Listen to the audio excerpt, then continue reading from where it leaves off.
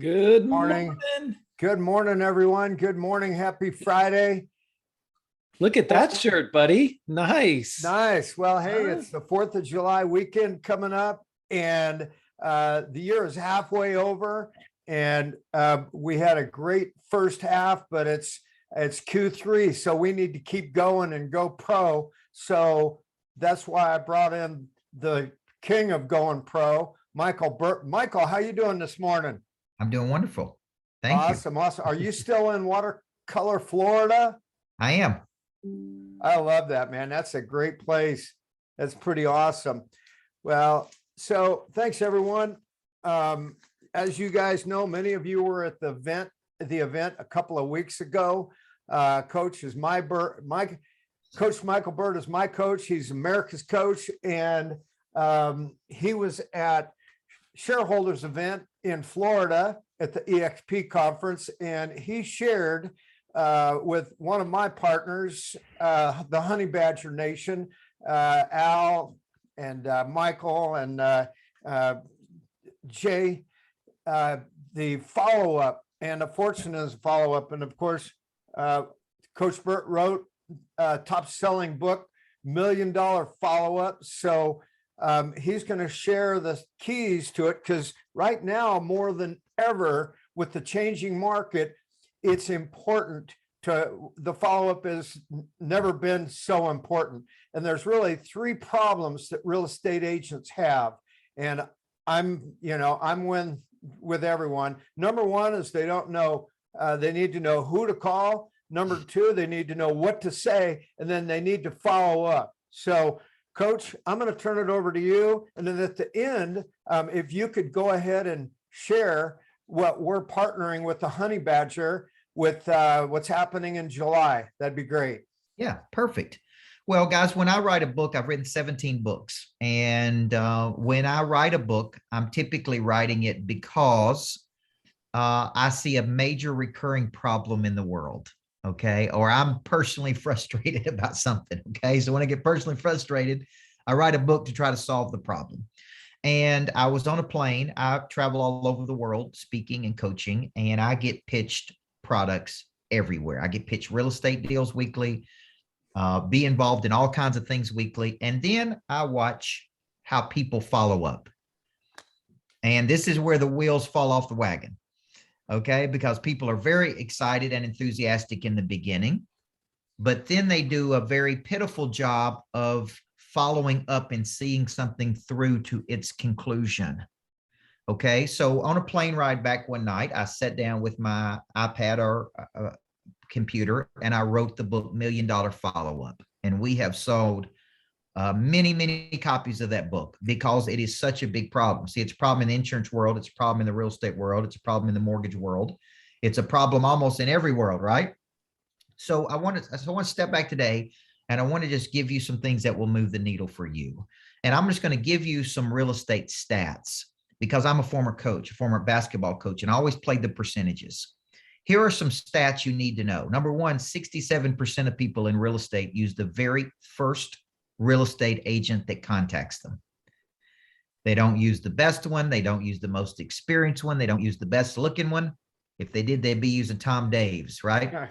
They use the first one, okay? Which is why contact and follow-up is so critical, of just touching people and tagging people and being in people's face and being in a flow and frequency with them, because most people don't do their homework and due diligence when they pick a real estate agent. They literally just use the first one that contacts them, or the first one that happens to be talking to them. Okay. So that's stat number one. That's almost 7 out of 10, folks. 7 out of 10 people use the first person that contacts them. Number two, the average person is going to buy 4 to 7 homes in their lifetime. When I ask real estate agents, how many of those would you like to get? They all go, oh, I would love to get all of them, coach. And I'm like, well, of course you would, right? We'd all love to get 7 houses. But then we have to come to this alarming stat that the National Association of Realtors tells us, which is 98% of agents never call a client back once they put them in a home, or they never have a meaningful relationship with them after they put them in a home. Okay. Now I have a house in Florida, in Watercolor, Florida, like Tom said. The average sale of a house in this market is $2.9 million. Okay. That's the average sale price of a house in Florida where I live. Okay. Now, the last time I did a transaction in Florida, I had a partner on a house that we purchased and we rented. We bought that house for 1.66 million.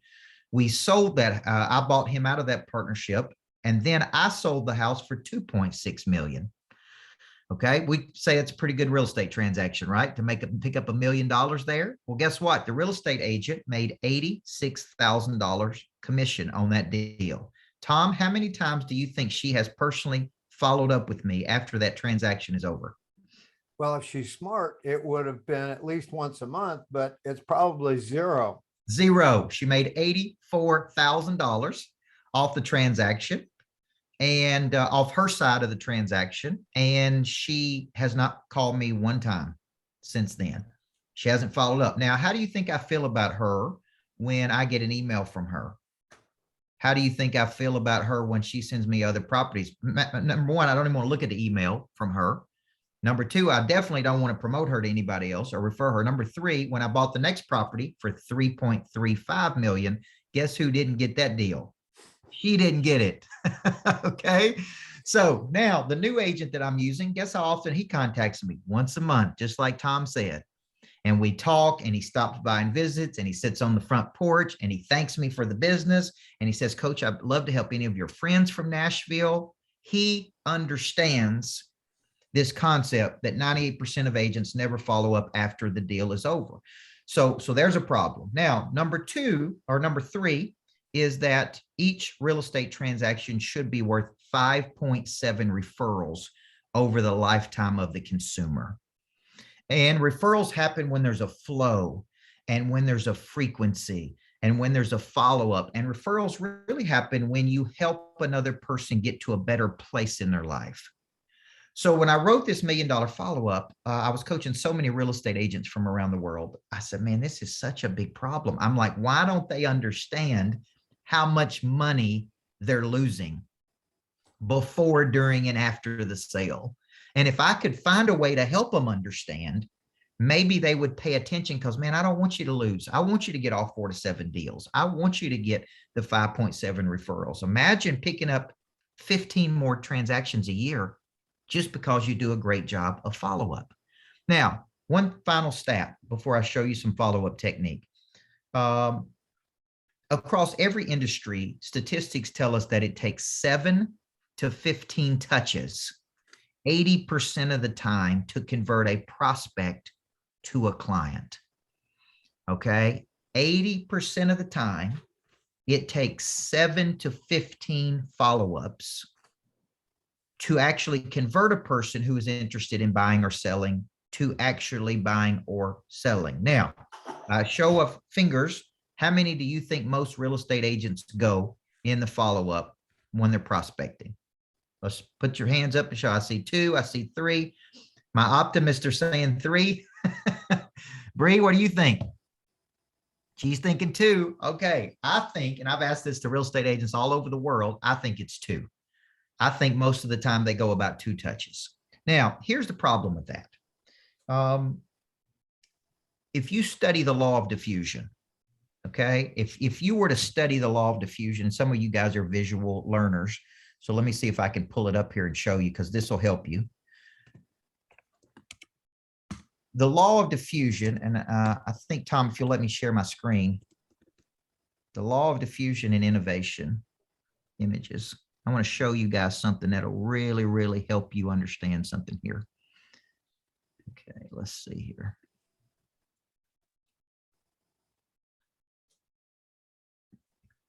Because I think when you're looking at the law of diffusion and you really, really understand this concept, this is really going to help you guys. All right, here we go. All right, now I'm going to share my screen. Get this thing up here. All right, can you guys see that?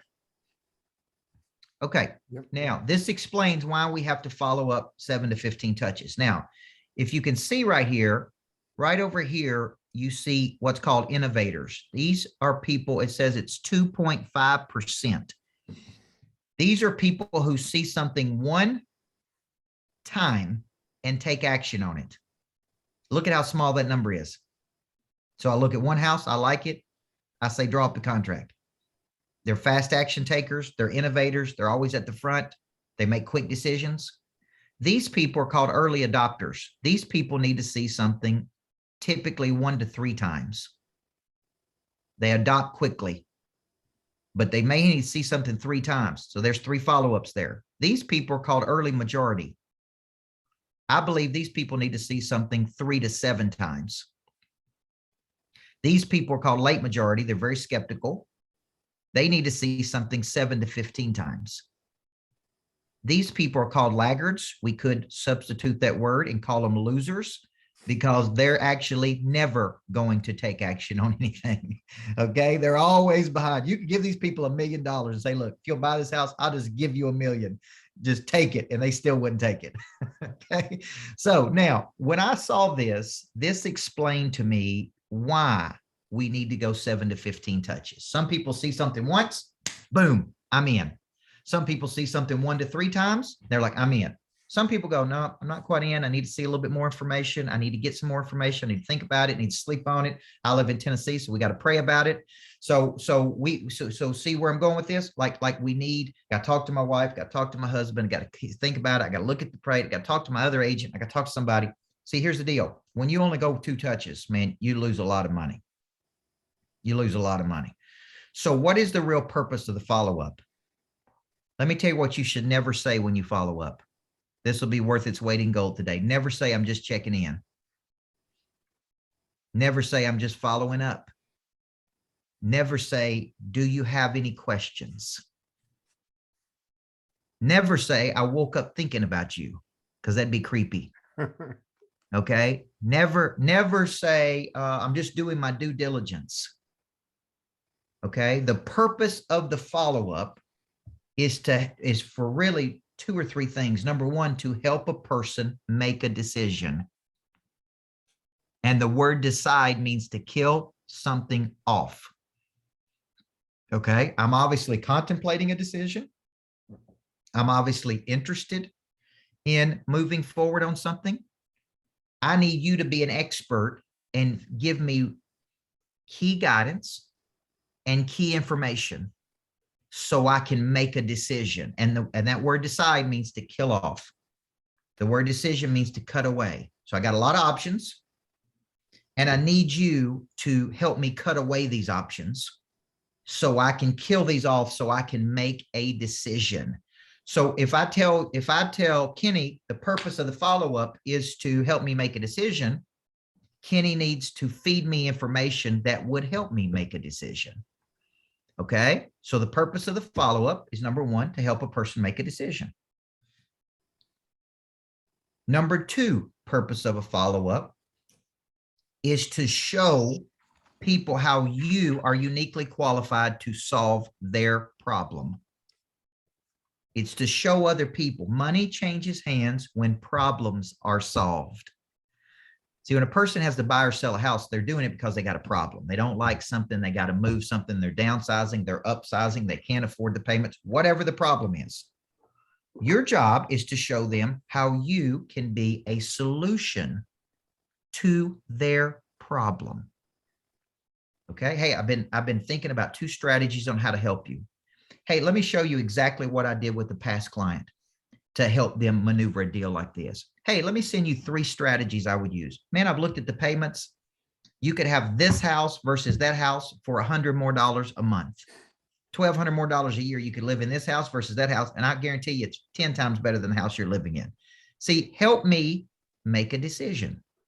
Third purpose of the follow-up is to actually challenge the premise of the buyer or seller. And what I mean by that is, when I was working on my doctorate, I went to college for 9 years. I had to submit a dissertation, which is a long, miserable document. You cannot use your own opinion. You have to go find other people's opinion. It gets kicked back over and over. Basically, you submit it and they go, we don't accept it. And then they redo it and you submit it again and they say, we don't accept it. And then you do this over and over. This could take years, okay? But what I learned during that is just because a person has a premise doesn't mean you have to accept their premise. See, I can tell Tom, I'm looking at places in Roseville, California, but you know, man, it seems expensive in California. There's a lot of negative press about California. I live in Tennessee. It seems like you guys in California can't quite get yourself together, right? That's just a premise. Tom can come back and say, man, I understand why you feel that way. I understand. And I'm not sure where you're getting your information from. Maybe the news, which you shouldn't be watching. But let me really tell you what it's like living in California and why this is worth it and why the prices you'll pay would be worth it. And would you be open to me showing you, would you be open to coming out here and spending some time in California so I could show you that there's no bugs and great weather, right, Tom? That's right. And I think you're going to love it, Coach. See, just because I had a premise, it's expensive. There's some negative press about it. Seems like you can't get yourself together. That doesn't mean Tom has to accept that premise. Tom is supposed to be the expert here. Tom can go, I understand why you think that way. I'm not sure where you get your information, but would you be open to me showing you some reasons why I think you should move to California? And I'm going to actually send you some things of the past 3 people that moved from Tennessee to California and what they said. I'd love to do a video and let them tell you what they said about moving to California. And let me show you 3 of the huge benefits that I think you can get from moving to California, right? Now, see, what I'm doing there is I'm not accepting. So when I follow up with Tom and he gives me an excuse, we can't even call it really an objection. When he gives me a complaint or an excuse, I go right into, I just don't accept his premise because I believe it's to his benefit to follow up. To his benefit to take action on this. Okay. I think he's going to be happy when he moves to California. Now, what I'm trying to show you is based on what I've already told you, how many of you believe you've done a poor job with follow-up based on the things I've showed you today? Okay. Now, there should be 7 to 15 touches. If you believe a person is an ideal candidate. Okay. So I typically make up my mind in the first 15 seconds if I'm going to pursue a person or not. What am I looking for? Open-minded versus closed-minded. Hungry, humble, teachable, interested. Do they have the time? Do they have the interest? Do they have the money? Everybody see that? And I typically can tell that very, very quickly. Okay. And so when I'm talking to people, what I'm looking for is I'm looking for a filter. And I'm looking through that filter and I'm going, you know what? This would be a good candidate. They seem open. They seem hungry. They seem humble. They seem coachable. They don't seem closed. At that moment, I make up my mind if I'm going to go 7 to 15 touches or not. Okay. If I detect for 1 second, they're closed, they give me red flags that I'm not interested in working with them. They're going to drain energy from me versus give me energy. Then I go, you know what? I'm just going to move on to the next person. Some will, some won't. So what? And I'm going to start this cycle of touches of linear and nonlinear. Now, let me describe the difference here. A linear touch is direct. It's a direct touch. So think of linear like this. Ron, have you seen enough to make a decision? Kim, I can't help you to commit. Once you commit, I'm not going to let you fail. Okay. Ethan, I brought you everything you wanted on a silver platter, man. We're losing momentum here. Okay. Ray, seems like you want to do this. It sounds like this is perfect. Feels like you're ready to get started. See how direct these are? Okay. Now, here's the deal. The brain likes to warm up to something. So if you come at it too aggressive, it moves into a defensive posture. So I like to have 3 soft touches. Let's call those nonlinear for every linear direct ask. Okay. So let's go back to Ron. Ron, thank you for looking at that property. I'm going to send you some information about it. Once I've had a chance to digest it myself on the pros and cons of the property, take a look at that. Then let's talk over the next day. See how soft that was? Okay. Soft touch. That's nonlinear. Ron, I've done some comparables. Looks like based on what you're looking for, man, I would rate this at 8.5 on a scale of 10 based on what you're looking for. Subdivision you want, price point you want, school system you want. Man, I think this is a good get for you. Take a look at this. Talk to whoever you got to talk to, man. And let's talk tomorrow. nonlinear. Okay. So I may give him 3 touches. Okay. Now, these touches are typically information based.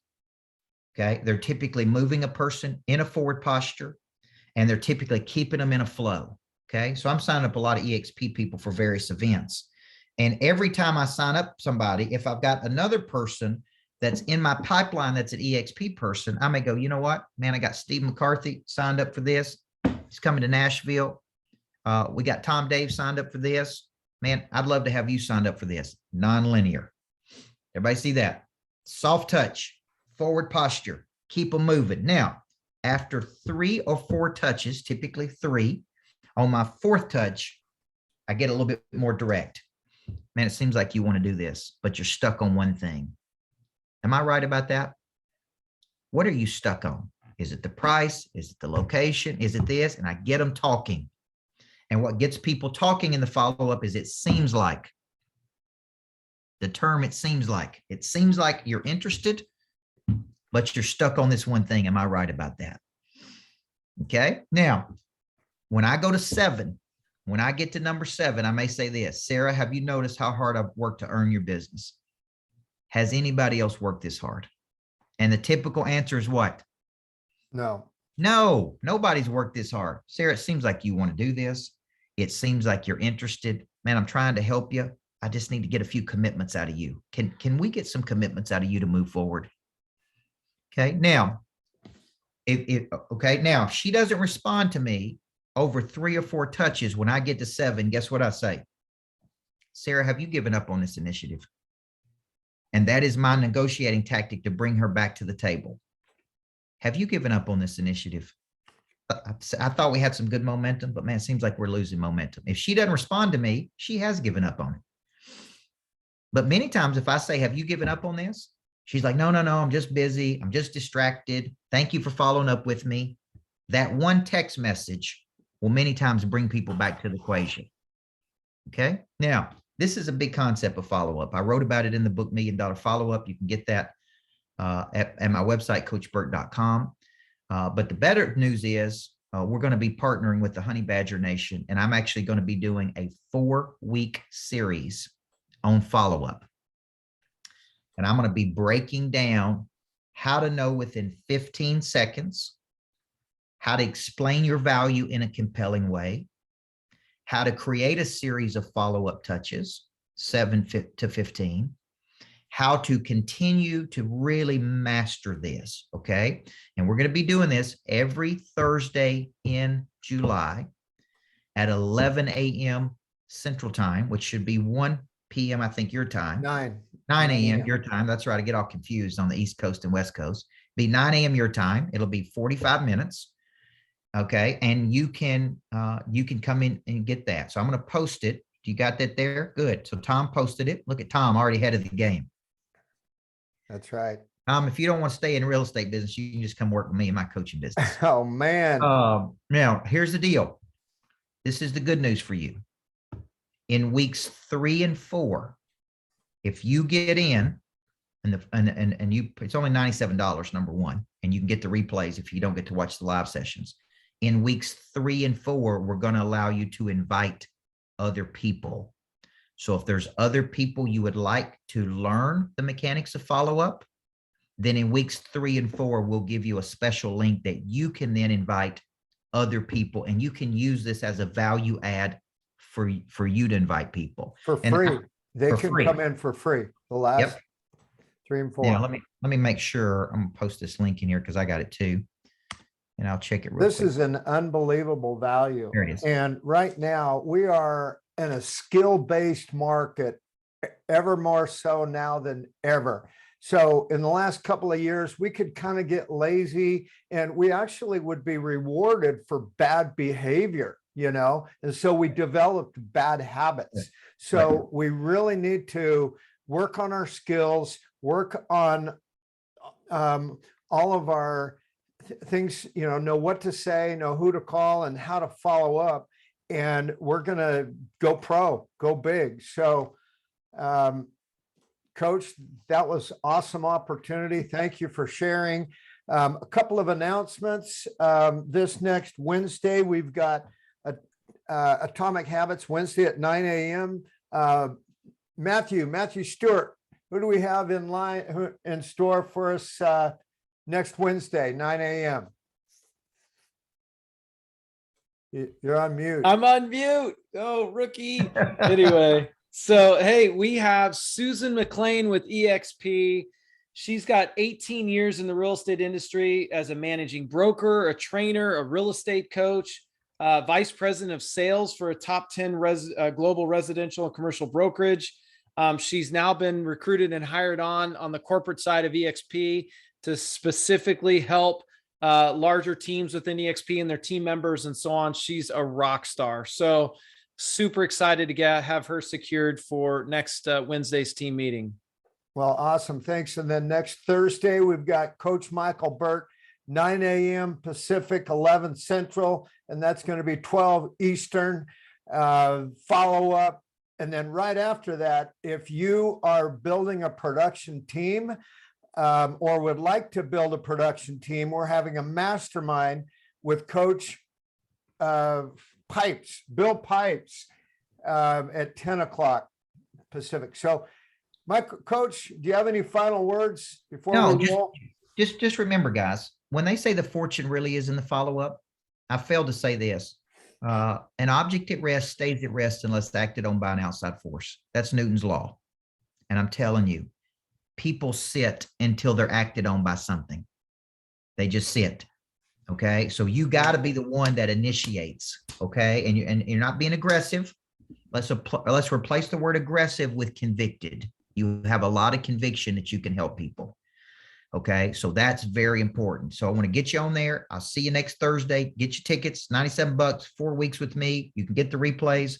And more importantly, you can use it as a way to attract other people to your team. So thank you guys. Have a great day, Tom. Love you guys. All right, thanks, Hey, Coach. Tom, one last thing. I just wanted to say that this Friday, as part of the Mastermind series, I have a 1 p.m. if you're interested in agent attraction, if that's part of the Mastermind series that you're focused on. Our meetings today at 1 p.m. Chat with Matt.live. Thank you, Matt. And you know what? The year is halfway over. Let's just finish strong this year. We got some great momentum. It's not, I was listening to a podcast from Stewman, and he said, hey, it's not a recession. It's a great reset. So now it's time to reset with our skills and crush it. So y'all got your inspiration, time to put in the perspiration. Happy 4th in this greatest country in the universe. Love you guys. Thank you. And we'll see you soon. God bless everybody. Thanks. God bless you guys.